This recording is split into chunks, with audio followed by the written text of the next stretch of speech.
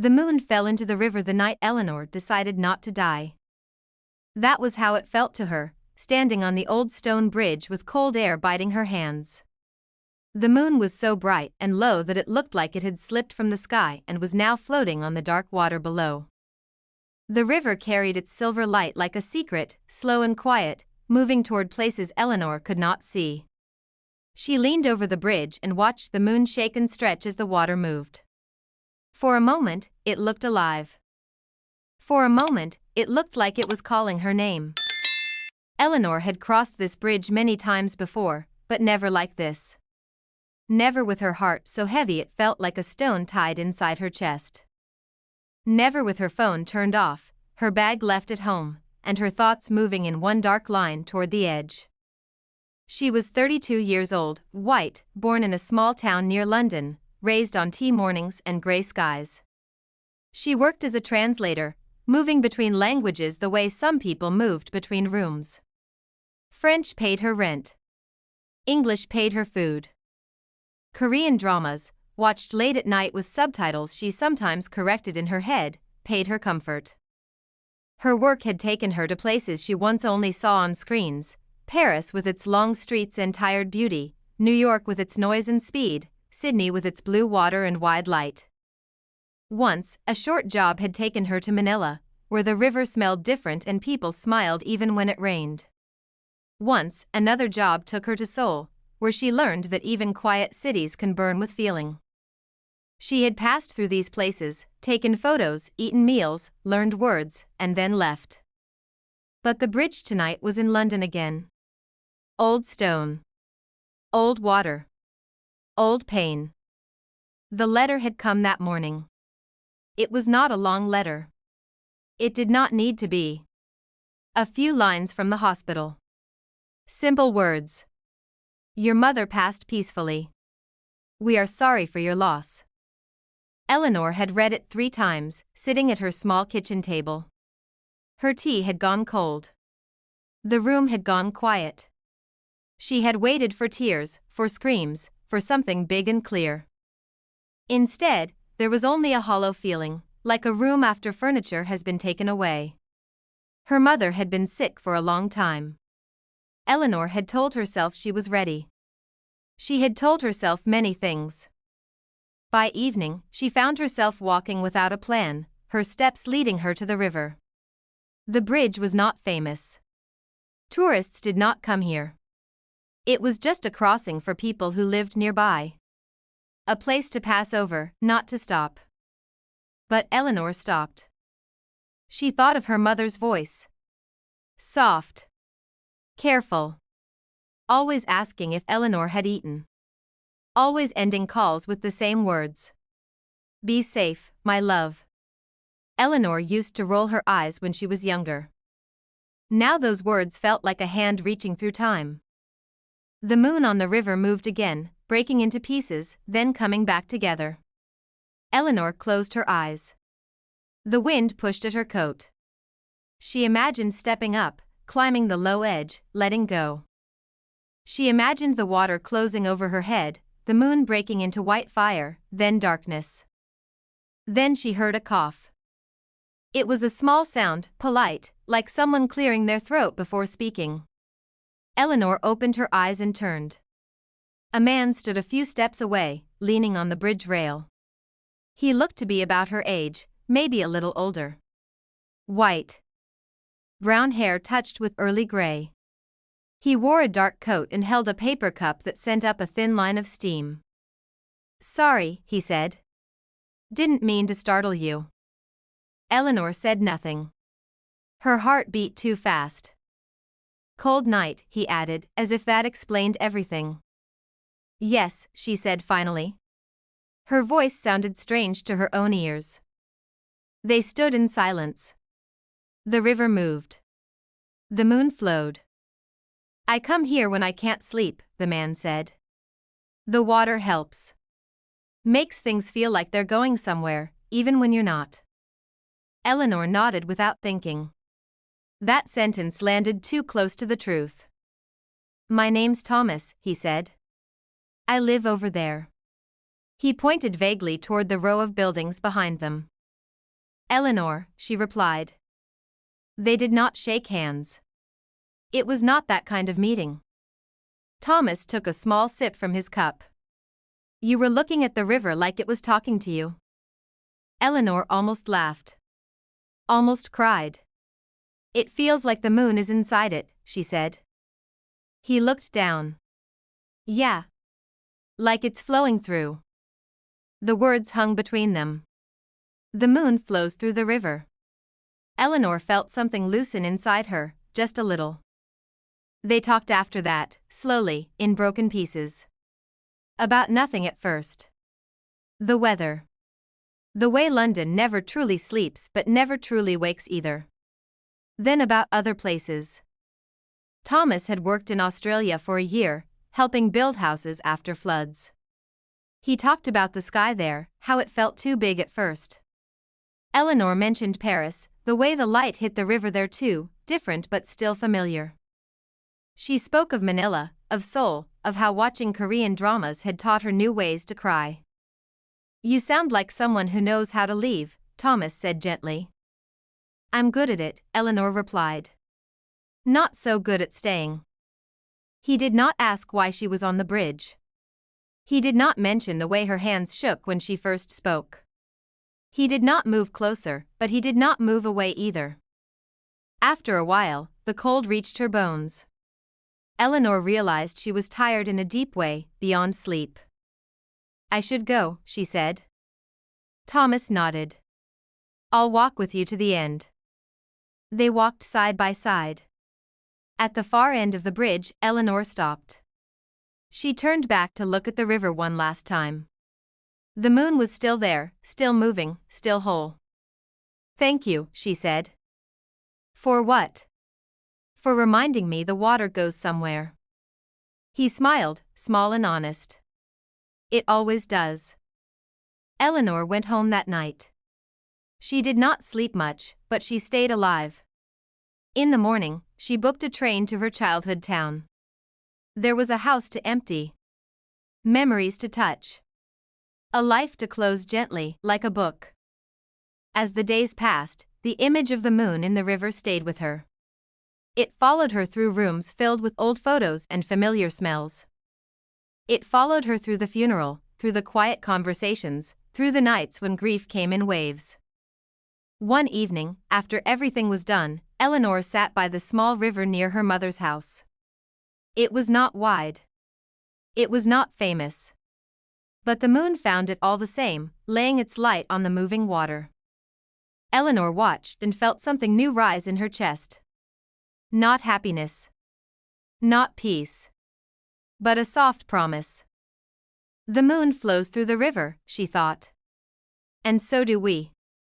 The river near Eleanor's childhood home was smaller than the one in London, but it moved with the same quiet purpose. Water did not care about size or history. It only cared about going forward. Eleanor sat on the low wooden bench by the bank, her coat wrapped tight around her. The night air smelled of wet grass and old earth. Somewhere nearby, a dog barked once, then stopped. The moon rested on the river again, thinner now, like it was tired too. She watched it break apart over stones and come together again in calmer water. It had been 3 weeks since her mother's funeral. 3 weeks since the house stopped feeling full of voices and footsteps and became only a building with walls that listened too closely. Eleanor had sorted through drawers, cupboards, and boxes that had not been opened in years. She had found letters written in careful handwriting, photos with corners bent by time, and small objects that once meant everything and now meant memory. She had also found things she did not expect. In the back of a wardrobe, hidden behind old coats, there was a small wooden box. Inside it were postcards from places Eleanor had been, places she thought her mother only knew through stories. Manila. Sydney. Paris. Seoul. Even one from Cape Town in South Africa, sent during a short project Eleanor barely remembered now. Each card had a date, and a short note written in Eleanor's hand. Miss you. Thinking of you. I'm safe. Her mother had kept them all. Eleanor closed the box and pressed it to her chest that night, sitting on the floor like a child. The grief came then, heavy and sharp. She cried until her head hurt and her eyes burned. She cried for the calls she did not return fast enough. For the visits she delayed. For the belief that there would always be more time. Now, sitting by the river, the crying had stopped. What remained was a deep ache and a question she could not yet answer. What do you do when the person who watched your life like a river from the bank is suddenly gone? The next morning, Eleanor packed her bags. The house would be sold. That decision had come easily, like it had been waiting. She was not meant to stay here. She knew that. Her mother had known it too. Before leaving town, Eleanor went to the small cafe near the station. It had not changed. Same cracked counter. Same bell on the door. She ordered tea and sat by the window. Her phone buzzed. A message from Thomas. Hope you're all right. Haven't seen you on the bridge lately. Eleanor stared at the screen longer than necessary. They had exchanged numbers that night, almost without noticing. No promises. No plans. I went out of town, she typed. Dealing with family things. I'm sorry, came the reply almost at once. River's still here when you're back. She smiled, small and tired. When Eleanor returned to London, the city felt louder than before. Buses roared. People pushed past each other with faces turned inward. Life had not slowed because her world had cracked. That truth hurt more than she expected. She went back to work. Translation jobs waited for her like nothing had happened. A French novel. A Korean drama script. An email from an American company asking for help adapting content for the UK audience. Words moved through her hands, changing shape, changing place, just like water. At night, she dreamed of rivers. Sometimes it was the Thames, wide and dark. Sometimes it was the river in Manila, crowded with boats and voices. Sometimes it was a river she did not recognize, with smooth stones and trees bending low, their leaves touching the surface like fingers. In every dream, the moon was there, flowing. One evening, unable to sit alone anymore, Eleanor went back to the bridge. Thomas was already there. He looked surprised, then pleased. I was starting to think you found a better river. She leaned on the rail beside him. They're all connected somehow. He nodded. How are you? Eleanor thought about lying. About saying fine, or okay, or getting there. Instead, she said, I don't know who I am without her yet. Thomas did not rush to answer. He looked down at the water. My dad died 2 years ago, he said. I kept reaching for my phone to call him for months. Took a long time to stop. I still hear her voice, Eleanor said. Telling me to be safe. That sounds like a good voice to keep, he said. They stood together, sharing the silence like a blanket. Eleanor realized she was breathing easier than she had in days. They began to meet on the bridge more often after that. Not every night. Just enough that it became a place of return instead of escape. Sometimes they talked about deep things. Sometimes they talked about nothing at all. One night, Thomas asked, What made you start traveling so much? Eleanor thought back. Far back. I think I wanted to prove I could, she said. My mother raised me alone after my dad left. She was strong, but careful. I wanted to be brave for both of us. And were you? Yes, Eleanor said. But I also ran from staying too long anywhere. Thomas smiled gently. Staying is its own kind of bravery. Those words followed her home. Weeks turned into months. The seasons shifted. Winter softened into early spring. The river changed color, but it did not stop moving. Work took Eleanor to Paris again. This time, she stayed longer. She walked along the Seine at night, watching the lights and the water. She thought of the Thames. She thought of the river by her mother's house. She sent Thomas a photo of the moon on the water. "Looks familiar," he replied. In Paris, Eleanor met people who spoke of love like something fragile and sharp. In Seoul, during a short work trip, she watched couples sit quietly together, sharing silence like a language. In an airport cafe in the United States, she overheard a woman crying softly while her friend held her hand without asking questions. Everywhere, Eleanor saw the same truth. Different faces. Different languages. Same rivers of feeling. When she returned to London, something in her had shifted. She was still grieving, but the grief no longer felt like an ending. It felt like a current carrying her somewhere new. One night, standing on the bridge, Eleanor said to Thomas, "I think I want to stop running." He looked at her carefully. "From what?" "From choosing nothing because choosing something might hurt." "That's a big choice," he said. "I know." They stood close enough now that their sleeves touched. The contact was small, but it sent a quiet warmth through her. Down below, the river moved on, carrying the moon with it, toward places neither of them could see yet. Spring came slowly, like it was unsure it was welcome. The trees along the river began to change first. Small green signs appeared on branches that had been bare for months. The air softened. People walked slower. Eleanor noticed these things the way someone notices a friend's face after a long absence, with care and surprise. She and Thomas were no longer just meeting by accident. They made plans now. Simple ones. Coffee near the bridge. Long walks without destinations. Sometimes they sat by the water and watched reflections move across the surface, speaking only when words felt necessary. One evening, Thomas asked, "Do you believe places remember us?" Eleanor considered the question. "I think water does," she said. "It passes through so many lives. It has to keep something." He smiled.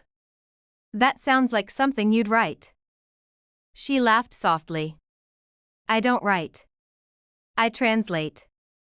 "Maybe you translate feelings too," he said.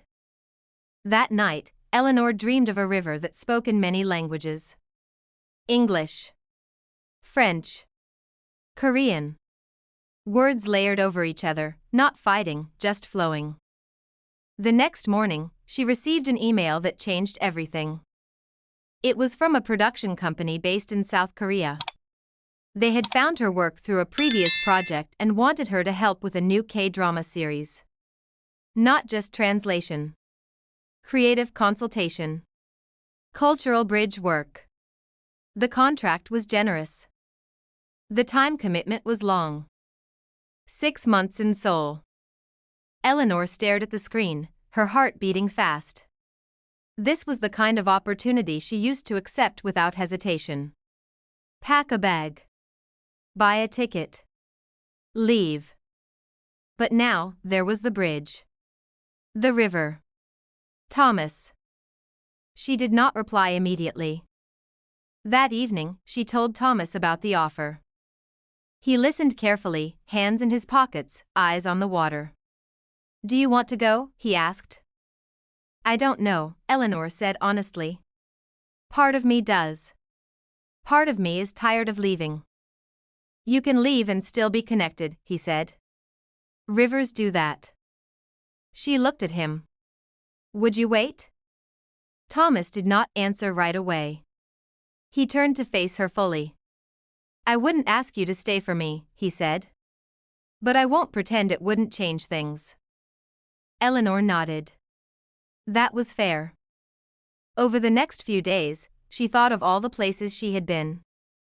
She remembered Manila, where she once stood by the Pasig River during sunset, watching children jump into the water laughing, their joy stronger than the dirt and noise around them.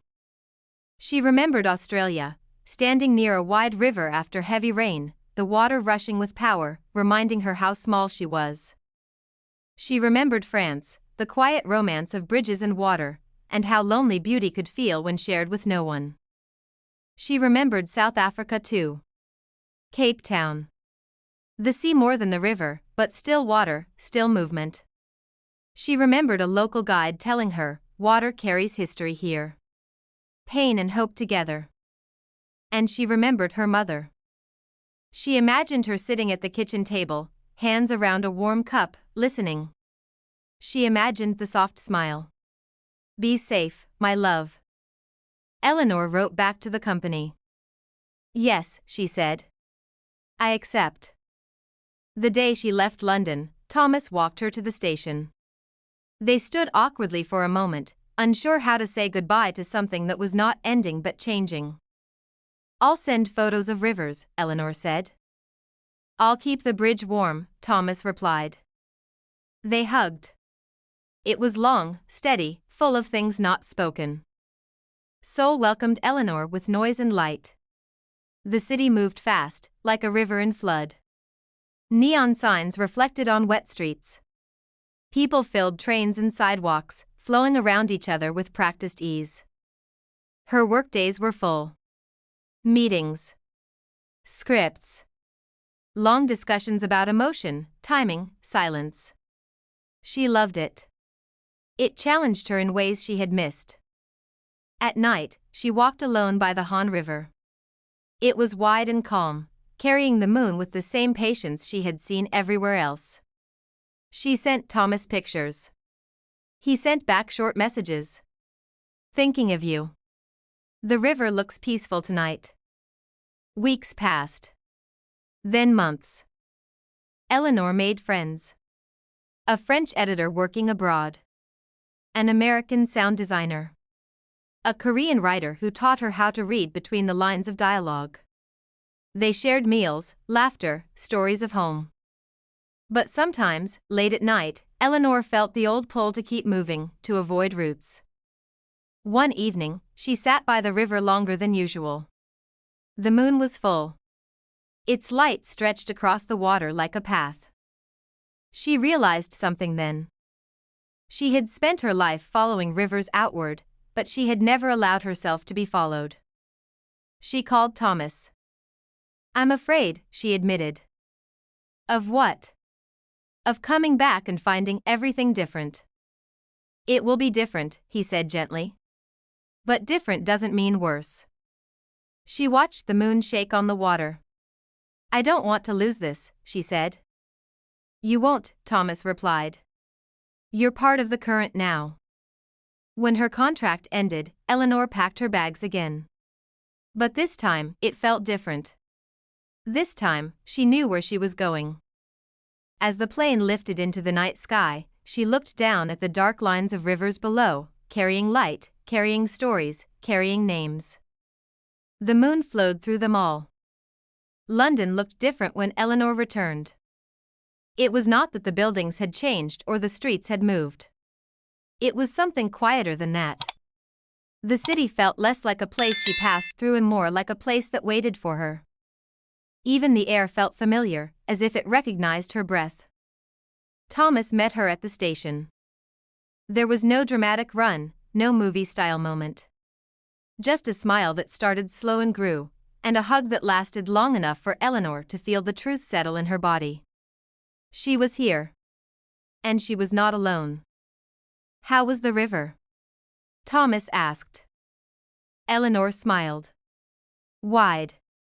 Patient. It kept my secrets. I'm glad it let you come back. They walked together through streets washed clean by recent rain. Eleanor noticed small things she had once ignored. A flower shop she had never entered. A man playing violin under an archway. The way puddles held pieces of the sky. In the weeks that followed, Eleanor tried something new. She stayed. She turned down a short-term offer in the United States. She delayed a project in France. For the first time, she chose not to go, even though she could. The choice scared her more than any flight ever had. Some nights, doubt crept in quietly.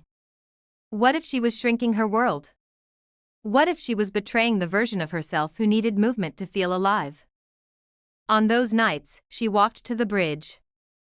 Sometimes Thomas came with her. Sometimes he did not need to. The river was enough.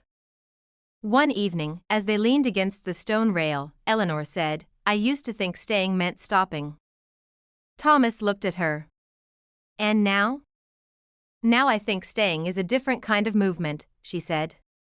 "Like a deep current." He nodded. "The kind that shapes the riverbed." Spring deepened into summer. The trees grew full. The river reflected long days and late sunsets. People gathered along the banks, laughing, drinking, living loudly. Eleanor and Thomas often sat a little apart from the crowd, close enough to hear life, far enough to think. Eleanor began writing again. Not translations. Her own words. At first, it was just notes. Thoughts about rivers. About her mother. About all the places she had been and the feelings she had carried quietly from one country to another. She wrote in simple English, the way her mother liked stories told. Clear. Honest. Human. One afternoon, she read a page aloud to Thomas. "It sounds like you," he said. "Like the parts you don't usually show." That mattered more to her than praise. Work changed too.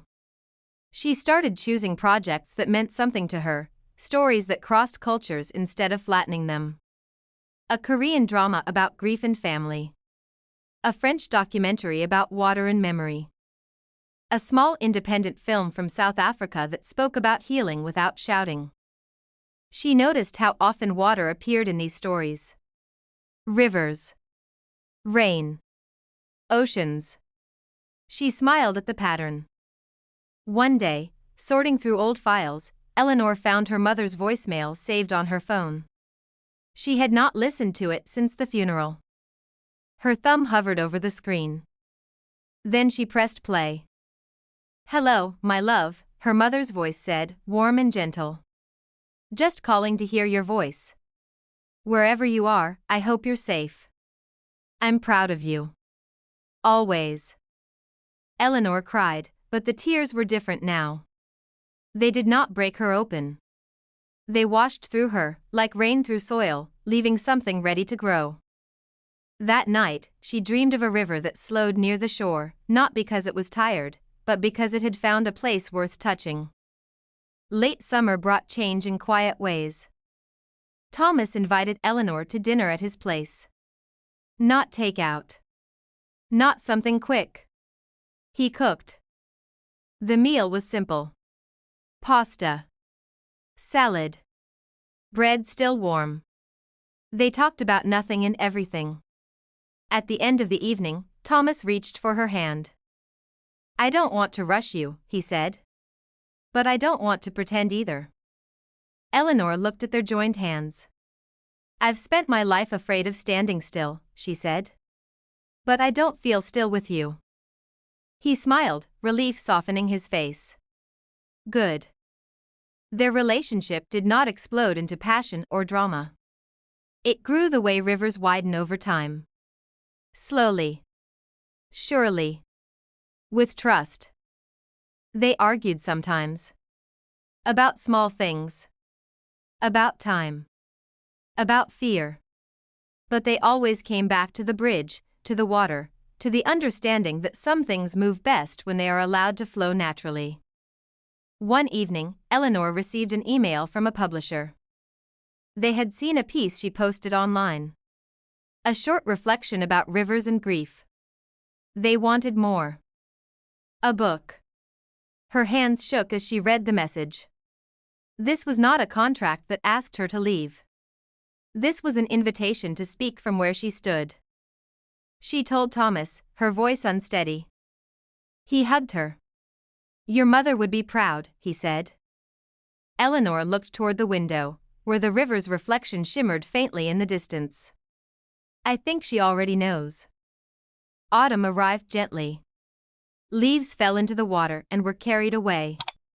Eleanor walked the bridge one evening alone, wrapped in a coat, watching the moon flow again. She realized then that the river had taught her something important. Movement did not always mean distance. Sometimes, movement meant depth. The first cold night of winter came quietly. There was no snow yet, no drama in the sky.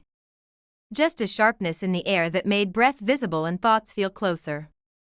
Eleanor stood on the bridge alone for a moment, hands resting on the familiar stone. The river moved below, dark and steady, carrying the moon the way it always had. This bridge had been the edge once. Now it was the center. She remembered the first night she stood here, heavy with grief and ready to disappear. She remembered the sound of Thomas clearing his throat. The paper cup. The simple words. The water helps. The river had helped. So had the people. The places. The courage to return. Footsteps approached behind her. "You always get here before me," Thomas said, joining her. She smiled. "Someone has to greet the moon."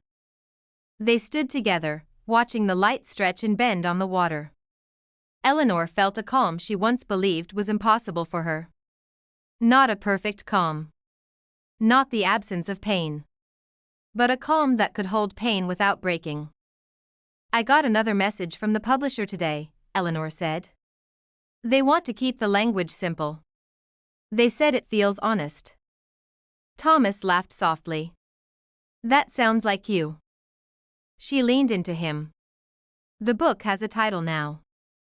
"Oh. The moon flows through the river." Thomas nodded slowly. "That's exactly what it does." Eleanor thought of all the rivers that had shaped her life. The quiet river near her childhood home, where her mother once walked beside her, teaching her the names of trees. The Thames, where she had learned that staying alive could begin with a single conversation. The Seine, the Han, the rivers in Australia after rain, the water near Cape Town carrying stories older than memory. Even the polluted river in Manila, still alive, still moving, still reflecting the moon despite everything. Different countries. Different cultures. The same truth. Water finds a way forward. That night, Eleanor dreamed again. But this dream was different. She stood on a riverbank, holding her mother's hand. They watched the moon together as it flowed across the water. Her mother did not speak. She did not need to. Her presence was enough. When Eleanor woke, she felt no sadness. Only gratitude. Life continued, as it always does. Eleanor's book took shape slowly. She wrote in the mornings, when the world was quiet and honest. She wrote about grief without fear. About love without noise.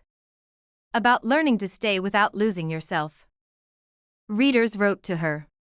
From the United States. From France. From Australia. From South Africa. From Korea. From places she had never been. They told her that her words felt like sitting beside a river with someone who understood. She answered when she could. Thomas stayed steady beside her through it all. Not as an anchor that held her down, but as a shore she could return to. They talked about the future without rushing it. About shared mornings. About maybe moving closer to the river one day. One evening, months later, Eleanor and Thomas walked the bridge hand in hand. Snow fell lightly, catching the moonlight as it drifted down to the water and disappeared. "Do you ever miss the edge?" Thomas asked. Eleanor considered the question carefully. "I don't miss wanting to disappear," she said. "But I respect the girl who stood here. She was doing the best she could." Thomas squeezed her hand. "She led you here." "Yes," Eleanor said. "She did." They stopped at the center of the bridge. The moon was bright, whole, unafraid. The river carried it forward, just as it always had, just as it always would. Eleanor closed her eyes and breathed. She was still a traveler. Still a translator. Still someone who felt deeply and moved often. But now, she knew something she had not known before. You do not have to be lost to move. You do not have to leave to grow. Sometimes, the bravest thing a river can do is keep flowing exactly where it is. The moon flowed through the river. And Eleanor flowed with it. The end.